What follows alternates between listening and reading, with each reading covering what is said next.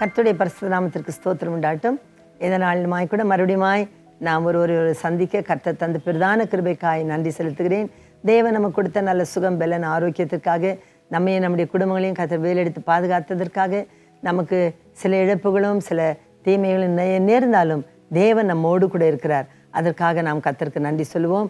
கர்த்தர் நம்முடைய தேவன், நாம் அவருடைய பிள்ளைகள், இதில் சந்தேகமே கிடையாது. பரிசுத்த ஆவியானவர் நமக்குள்ளே வாசம் பண்ணுகிறார். கர்த்தர் நமக்கு நல்லவரும் பெரியவருமாயிருக்கிறார். ஆண்டவருடைய நாமத்திற்கு மகிமை உண்டாட்டும். உங்கள் எல்லார் மேலும் பூரண ஆசீர்வாதம் தங்கியிருக்க நான் ஜெபிக்கிறேன். இந்த நாளிலுமாய் கூட பரிசுத்த ஆவியானவர் நமக்கு எப்படி ஊழியம் செய்கிறார் என்பதை நாம் இந்த நாளிலே நாம் பார்க்க போகிறோம். இதுவரைக்கும் நாம் ஆதி காலங்களிலே பரிசுத்த ஆவியானவர் எப்படி வேலை செய்தார், இயேசு கிறிஸ்துவோடு கூட இருந்து ஆவியானவர் எப்படி ஊழியத்தை நிறைவேற்றினார், அப்போஸ்தலர்களுக்கு கர்த்தர் எப்படி உதவி செய்தார் என்றெல்லாம் நாம் படித்தோம். இன்றைக்கு எனக்கு பரிசுத்த ஆவியானவராலே என்ன நன்மை உண்டாகிறது, நான் எப்படி பரிசுத்த ஆவியானவரை நிரம்பி நாம் இருக்க முடியும் என்பதை குறித்து இந்த நாளிலே நாம் படித்துக் கொள்ளலாம்.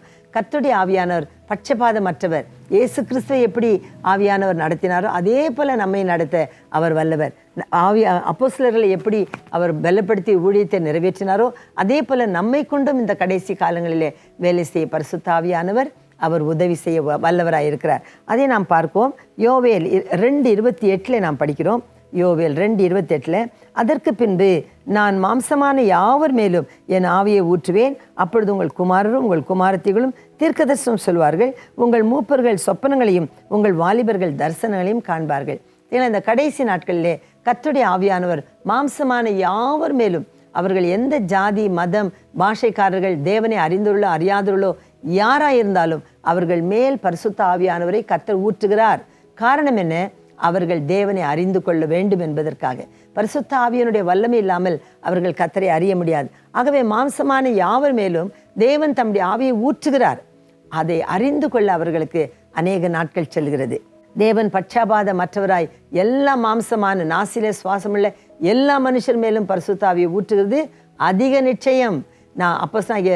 நாம் வேதத்தில் வாசிக்கும் பொழுது, யோவான் சுவிசேஷத்திலே மத்திய சுவிசேஷத்திலே நாம் வாசிக்கும் பொழுது, பிதாவாகிய தேவன் சொல்லும் பொல்லாதவர்களாகிய நீங்கள், இயேசு கிறிஸ்து சொல்லும் பொழுது, பொல்லாதவர்களாகிய நீங்கள் உங்கள் பிள்ளைகளுக்கு நல்லவைகளை கொடுக்க அறிந்திருக்கும் பொழுது பிதாவாகிய தேவன் தம்முடைய பரிசுத்த ஆவியை உங்களுக்கு கொடுக்கிறது அதிக நிச்சயமல்லவா என்று இயேசு சொல்லியிருக்கிறார்.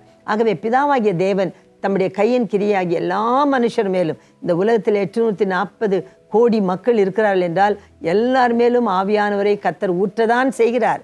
அதை பெற்றுக்கொண்டு தான் இருக்கிறோம். ஆனால் நாம் உணராது இருக்கிறோம். அநேகர் அதை அறியாது இருக்கிறார்கள். ஆகவே தேவன் எல்லார் மேலும் அந்த ஆவியானவரை, பரிசுத்த ஆவியானவரை ஊற்றுகிறார் என்பதற்கு யோவேல் 2:28 சாட்சியாக இருக்கிறது. அப்போஸ்தலர் 2:38 நான் வாசிக்கிறோம். பேதுரு அவர்களை நோக்கி, நீங்கள் மனம் திரும்பி ஒவ்வொருவரும் பாவ மன்னிப்புக்கென்று இயேசு கிறிஸ்துவின் நாமத்தினாலே ஞானஸ்நானம் பெற்றுக்கொள்ளுங்கள், அப்பொழுது பரிசுத்த ஆவியின் வரத்தை பெறுவீர்கள் என்று சொல்கிறார். பரிசுத்த ஆவியினுடைய வரம் எப்பொழுது இயேசுவுக்கு கிடைத்தது என்றால், அவர் முழுகி ஞானஸ்நானம் எடுத்து கரையேறும் பொழுது பிதாவானவர் பரிசுத்த ஆவியானவரை அனுப்பி புறாவை போல அவர் மேல் அமரச் செய்தார். அது ஒரு காரணமாக இருக்கலாம். இருந்தாலும் பரிசுத்த ஆவியானவர் மாம்சமான எல்லார் மேலும் ஊற்றப்படுகிறது அதிக நிச்சயம். பாருங்க, இந்த இடத்துல நான் வாசிக்கிறோம்.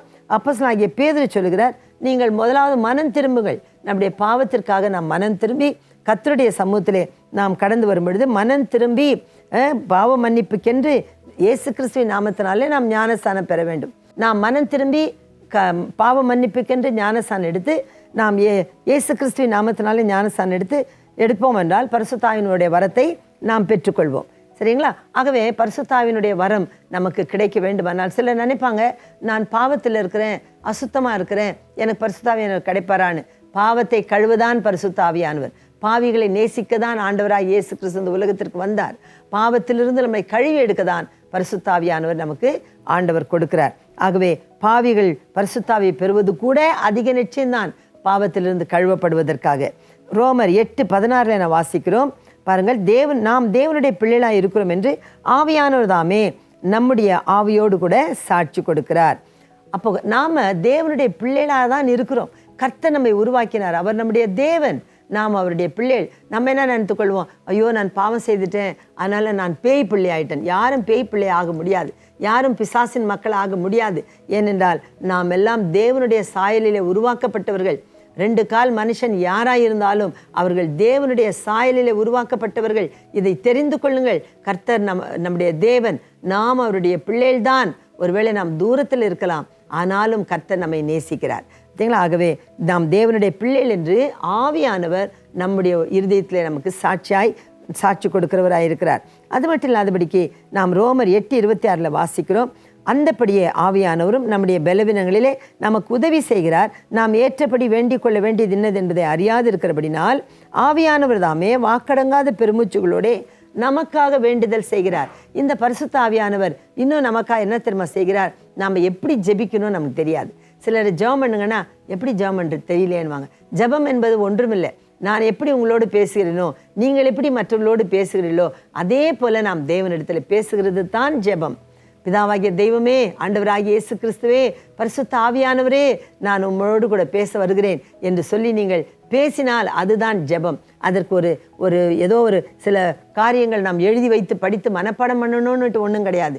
நாம் கர்த்தரோடு பேசுகிறது தான் ஜெபமாக இருக்குது. அன்புள்ள தேவன் நம்முடைய விண்ணப்பங்களை கேட்டு கண்டிப்பாக அதற்கு பதிலளிக்க அவர் வல்லவராக இருக்கிறார். ஏற்ற சமயங்களிலே தம்முடைய சித்தத்தின்படி உங்களுக்கு நன்மையானது எதுவோ அதை கொடுப்பார். நாம் கேட்டதெல்லாம் பெற்றுக்கொண்டால் அதில் நன்மையும் இருக்கலாம், தீமையும் இருக்கலாம், நீங்கள் கேட்கறதில்ல. ஆகவே கர்த்தர் நமக்கு நன்மையானதையே அவருடைய நேரத்தில் அவருடைய சித்தத்தின்படி கொடுப்பார் என்று நான் உங்களுக்கு உறுதியாய் சொல்லட்டும். இன்னுமாய் கூட நாம் வேதத்தில் வாசிக்கிறோம் பாருங்க, அவர் நமக்காக வாக்கடங்காத பெருமூச்சுகளோடு கூட நமக்காக அவர் விண்ணப்பிக்கிறார் என்று பார்க்கிறோம். அது மட்டும் இல்லாதபடிக்கு ஆவியானவர் தாமே தம்முடைய சித்தத்தின்படியே பரிசுத்தவான்களுக்காக வேண்டுதல் செய்கிறபடினால் இருதயங்களை ஆராய்ந்து அறிகிறவர் ஆவியின் சிந்தை இன்னதென்பதை அறிந்திருக்கிறார். ஆவியானவர் நம்முடைய இருதயத்தின் எண்ணங்களை கூட அவர் அறிகிறவராயிருக்கிறார். நம்முடைய இருதயம் என்னத்தை யோசிக்கிறது, என்ன செய்கிறது, நன்மையா தீமையா, இது எல்லாவற்றையும் ஆவியானவர் பரிசோதிக்கிறார். நன்மையான வழியில நம்மை நடத்துகிறார். தீமையிலிருந்து நம்மை விலக்கி ரட்சிக்க அவர் நம்மோடு கூட வாசம் பண்ணுகிறவராயிருக்கிறார். 1 கொரிந்தியர் 2:10 நாம் வாசிக்கிறோம், நமக்கோ தேவன் அவைகளை தம்முடைய ஆவியினாலே வெளிப்படுத்தினார். அந்த ஆவியானவர் எல்லாவற்றையும் தேவனுடைய ஆழங்களையும் அறிந்திருக்கிறார். கர்த்தர் பரிசுத்த ஆவியானவர் நமக்கு தேவனுடைய ஆழங்களை நமக்கு காண்பிக்கிறவராயிருக்கிறார். அதனால்தான் யோவானை அன்பான சீஷன் யோவானை பத்மத்தீவுக்கு கொண்டு போய் பரலோகத்தின் காட்சிகள் எல்லாம் அவருக்கு காண்பித்து கொடுத்தார். பரிசுத்த ஆவியானவர் நம்மோடு கூட இருந்து தேவனுடைய ஆழங்களை, நாம் அறியாத காரியங்களை நமக்கு சொல்லி. சில மக்கள் வேதத்தை வாசிக்கும் பொழுது ஐயோ எனக்கு படித்தாலும் புரியவில்லை, தூக்கமாகவே வருதுன்னு சொல்லுவாங்க. அதற்கு காரணம் என்ன?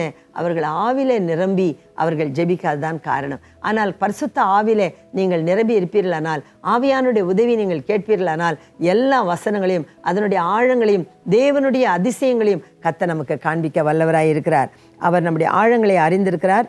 எப்படி எண்ணில் பாருங்க, அவர் அது மட்டும் இல்லாதபடிக்கு கர்த்தர் ஆழங்களை ரகசியங்களை வெளிப்படுத்துறது மாத்திரமல்ல, கர்த்தர் நமக்கு வரங்களை கொடுக்க வல்லவராயிருக்கிறார். தேவனுடைய 9 விதமான வரங்கள் இருக்கிறது பாருங்க. ஞானத்தை போதிக்கும் வரம், வசனத்தை சொல்லும் வரம், அறிவை உணர்த்தும் வரம், விசுவாச வரம், குணமாக்கும் வரம், அற்புதங்களை செய்யும் வரம், தீர்க்கதரிசனம் சொல்லுகிற வரம், ஆவிகளை பகுத்தறிகிற வரம், பற்பல பாஷைகளை பேசுகிறது, பாஷைகளை வியாக்கியானம் பண்றது.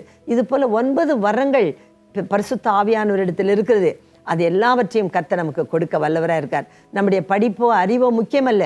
ஆவியனுடைய வரத்தை நாம் பெற்றுக்கொள்வோமானால், நாம் கைகளை வைக்கும் பொழுது வியாதிஸ்தர்கள் சுகமாவார்கள். வாயை திறக்கும் பொழுது அந்நிய பாஷைகள் வரும். பற்பல பாஷைகள், மனுஷர் பேசுகிற பாஷைகளை கூட கர்த்தர் நமக்கு தருவார். அற்புத அடையாளங்களை செய்கிற வரம், தீர்க்க தரிசன வரம், குணமாக்கு வரம், பிசாசுகளை துரத்தும் வரம், ஆவிகளை பகுத்தறிகிற வரம், இப்படி பல வரங்களை கர்த்தருடைய ஆவியானவர் நமக்கு கொடுக்க வல்லவராய் இருக்கிறார். Praise the Lord. அது மட்டும் இல்லாதபடிக்கு ஆவியானவர் நமக்குள்ளே ஆவியின் கனிகளை உண்டாக்க வல்லவராய் இருக்கிறார். அதனால நமக்குள்ளே அன்பு, சந்தோஷம், சமாதானம், இச்சடக்கம், நீடிய பொறுமை, தயவு, நற்குண, விசுவாசம், இதெல்லாம் நமக்கு குறைவாக இருக்கும். ஒருவேளை இல்லாமலே இருக்கும். அன்பு என்பது நமக்குள்ளே இல்லாமலே இருக்கும். ஆனால் ஆவியானவர் வரும் பொழுது கர்த்தர் நமக்குள்ளே அந்த வரங்களை நமக்குள்ளே ஏற்படுத்த வல்லவராய் இருக்கிறார். ஆவியானவர் நமக்குள்ளே வரங்களையும் கனிகளையும் உண்டாக்குவார். பரிசுத்த ஆவி வந்த பிற்பாடு நாம் பொய் சொல்ல முடியாது. பரிசுத்த ஆவி நமக்குள்ளே நிரம்பி இருக்கும் பொழுது நாம் எரிச்சலாக இருக்க முடியாது. அன்பாக இருப்போம், கோபத்தை விட்டு மற்றவர்களிடத்தில் இரக்கமாக இருப்போம். இதெல்லாம் ஆவியானவர் நமக்குள்ளே செய்கிற வேலையாக இருக்கிறது. அது மட்டும் இல்லாதபடிக்கு பரிசுத்த ஆவியானவர் நம்மை பலப்படுத்தி மீட்பின் நாளுக்கென்று முத்திரையாய் பெற்ற பரிசுத்த ஆவியானவர் என்று எபேசியர் 4:30 நாம் வாசிக்கிறோம். மீட்பின் நாள் என்றால் என்ன? கடைசி நாட்களிலே வருகை நாட்கள் இருக்கிறது. ரகசிய வருகை, பகிரங்க வருகை என்று சொல்லி. அதில் ரகசிய வருகைக்கு பரிசுத்தாவி பெற்றவர்கள் தான் போக முடியும். ஆண்டவராகிய இயேசு கிறிஸ்து மத்திய ஆயத்தில் வந்து நின்று இங்கே ஏறி வாருங்கள் என்று சொல்வார். அப்பொழுது பரிசுத்தாவின் அபிஷேகம் பெற்றவர்கள் 1 கொரிந்தியர் 15 பரிசுத்தாவி பெற்ற பிள்ளைகள் கடைசி எக்காலம் ஊதும் பொழுது 50ஆம் வசனத்திலிருந்து நாம் வாசிக்கிறோம். கடைசி எக்காலம் 7ஆம் தூதன் எக்காலம் ஊதுவான். அப்பொழுது ஒரு ரகசியம் நடக்கும். அது என்ன ரகசியம்? பூமியில் இருக்கிறதான பரிசுத்தவான்கள், பரிசுத்தாவின் அபிஷேகத்தை பெற்றவர்கள் மனம் திரும்பி பாவ மன்னிப்புக்கென்று ஞானஸ்தானம் எடுத்து ஆண்டவராகிய இயேசு கிறிஸ்துவின் நாமத்தினாலே பரிசுத்தாவின் அபிஷேகத்தை பெற்றுக்கொண்டவர்கள் இந்த பூமியிலிருந்து அப்படியே எழும்புவார்கள். அது தேவனுடைய செயலாக இருக்கிறது.